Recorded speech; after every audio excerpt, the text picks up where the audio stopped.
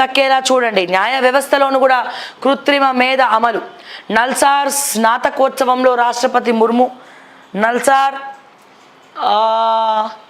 నల్సార్ విద్యార్థులకు డిగ్రీలు, బంగారు పథకాలు ప్రదానం. కార్యక్రమంలో పాల్గొన్న సీఎం రేవంత్. ద్రౌపది ముర్ము గారు, మాకు ప్రెసిడెంట్ పాలన ఉంటే చాలా బెటర్ అండి, ఈ పాలనలు మేము తట్టుకోలేకపోతున్నాం. సో రాష్ట్రంలో తెలంగాణకి ఎట్లాగో వచ్చిన మీకు పక్కన ఉన్నటువంటి రేవంత్ రెడ్డి బుల్డోజర్ల గురించి చెప్పనట్టున్నారు. సో దయచేసి ద్రౌపది ముర్ము గారు, మాకు ప్రెసిడెంట్ పాలన ఇస్తే బెస్ట్ అండి. రాజకీయ నాయకులు కూడా సైలెంట్గా ఉంటారు. మాకు ఎందుకు వచ్చే తలకాయ నొప్పి? ముందు చూస్తే అవే సినారియోస్ కనబడుతున్నాయి మాకు. తప్పుడు సమాచారం ఇస్తే మేము నమ్మలే. కమిషన్ను తప్పుదోవ పట్టించే ప్రయత్నం చేయవద్దు. ఆంగ్లంపై పట్టు లేకుండానే సీఈగా పనిచేశారా? తగిన దస్త్రాలు సమర్పిస్తే సవరించుకునే అవకాశం. ఇంగ్లీష్ రాదు, నాకు అర్థం కాలేదని చెప్పిండట. రీజన్,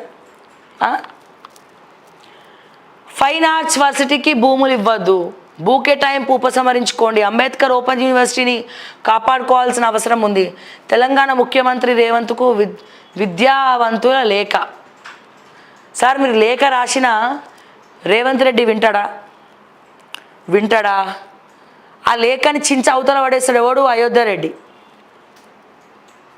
సిపిఆర్ఓ చించి అవతల పడేస్తాడు. ఎవడు రాబాయ్ లేఖ రాసింది? మీరు రాయొద్దు. మీరు రేవంత్ పక్కన మేమే ఉండాలి, మా రెడ్డిళ్ళే నడవాలి దునియా మొత్తం. వెనక పొంటి సెటిల్మెంట్లు చేసినా ఏం చేసినా అయోధ్య రెడ్డి వాళ్ళ అన్నదమ్ములే చేసుకోవాలి. ఈ ల్యాండ్స్ రాస్తే కూడా రేవంత్ రెడ్డి వెనకాల కమిషన్ వస్తుంది. మీ లెటర్ చదివితే ఏమొస్తుంది? తాటి మట్ట కూడా రాదు అని అయోధ్య రెడ్డి చింపి బయట పడేస్తాడు. అగో ఆ అజిత్ రెడ్డి ఎవరు? సీఎం ఓఎస్డి ఉంటాడు ఒకడు, ఆయన ఆ సీఎంఓ ప్రిన్సిపల్ సెక్రటరీ వీళ్ళందరూ చించి అవతల పడేస్తారు. ముఖ్యమంత్రి దృష్టికి తీసుకపోతారు సార్. ఇక మరీ బాగున్నారు మీరు. ఒకసారి వాళ్ళ ఇంట్లోకి పోయి ఈడీ సోదాలు చేస్తే కానీ దిమ్మ తిరిగి బొమ్మ కనబడదు వీళ్ళకి. సిబిఐ ఎంక్వైరీలు, ఈడీ సోదాలు పోయి చేస్తే అప్పుడు మంచిగా ఉంటుంది.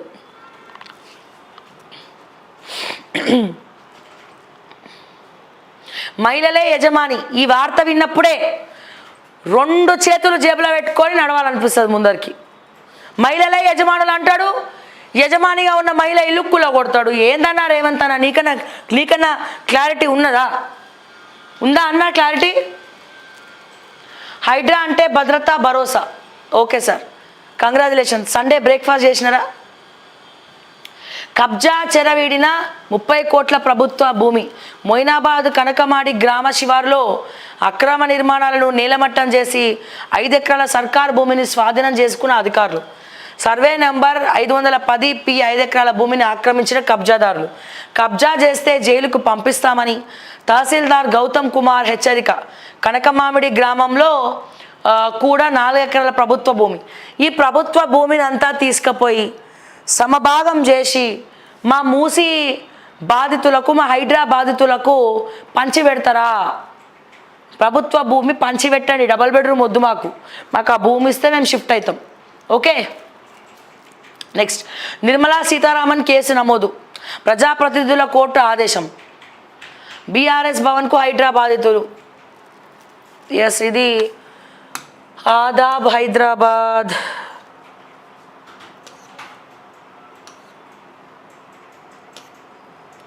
Seven AM. ఎస్, మేము కుమ్మరి రవి, పబ్లిక్ని రెచ్చగొట్టద్దు, మోటివేషన్ ఇవ్వు, సొల్లు బంద్ చేయి, మీ వసూలు తెలుసు, ఇదంతా రేటింగ్ కోసం. ఎవడ్రా నువ్వు? తీన్మార్ మల్లన్న బాపత్వా? తీన్మార్ మల్లన్న ఫేక్ కమెంట్ పెట్టిస్తుండే ఈ మధ్య, ఆయన బ్లాక్మెయిల్ దందా బయటికి తీసుకొస్తున్నామని. వసూల రాజా ఎవరు? తీన్మార్ మల్లన్న. ఇంకో ఛానల్ ఉంటుంది, వెలుగులు నింపే ఛానల్. వాసవాళ్ళని బ్లాక్మెయిల్ చేస్తున్నట వాళ్ళు.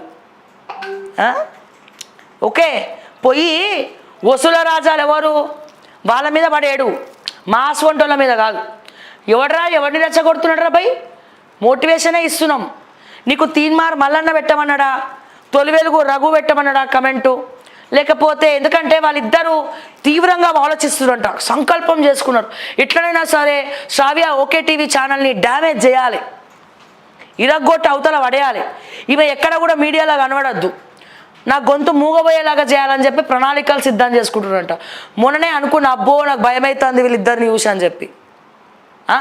ఎవడు వసూలు చేస్తుండు, ఎవరిని బ్లాక్మెయిల్ చేస్తుండు, ఏం కథ తెలియదా? ఏమయ్యా నువ్వు? మేడం నా కమెంట్ డిలీట్ చేస్తున్నారు. ఎవరు చేస్తున్నారు సార్?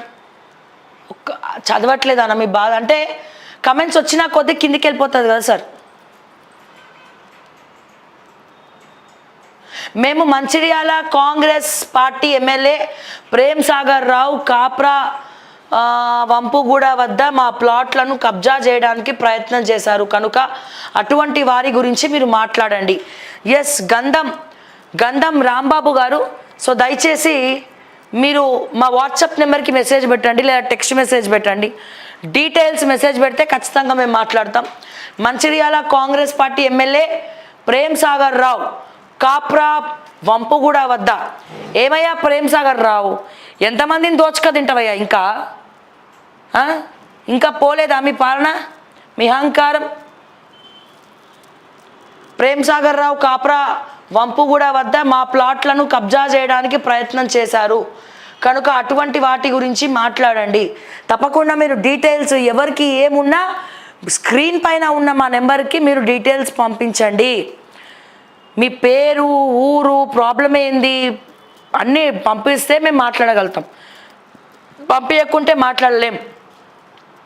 7 AM నేను మీ ద్వారా చంద్రశేఖర్ శర్మ సార్తో మాట్లాడాలి. మేడం, మహబూబ్ నగర్లో bus depot, sports stadium, swimming pool అన్నీ FTAలోనే ఉన్నాయి. ఎవరు కట్టినారు FTAలో? శ్రీనివాస్ గౌడ. ఎస్, డీటెయిల్స్ పెట్టండి, తప్పకుండా మేము వచ్చి కంటెంట్ చేస్తాం.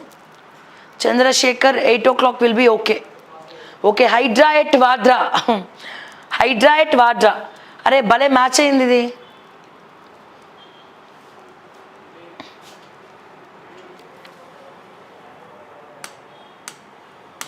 నెక్స్ట్ దిశ చూద్దాము. దిశ విషయానికి వస్తే, yes, save Damagundam navy radar station ఏర్పాటుతో అడవికి ముప్పు. సినిమా షూటింగ్లకు అనువైన అడవిగా పేరు.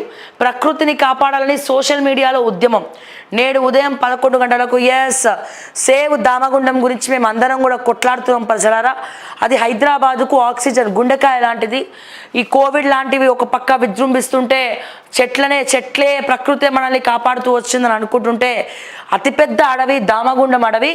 సో ఆ దామగుండం అడవిని ఈ రాజర్ ప్రాజెక్టు తీసుకొచ్చి అప్పుడు ఈ ప్రాజెక్ట్ని అమలు చేయాలని చూసింది కేటీఆర్ అమలు చేయాలని చూస్తే తర్వాత ఏం చేశారు? హైకోర్టులో స్టే చేసి 5 ఏళ్ళు ఆపిండ్రు.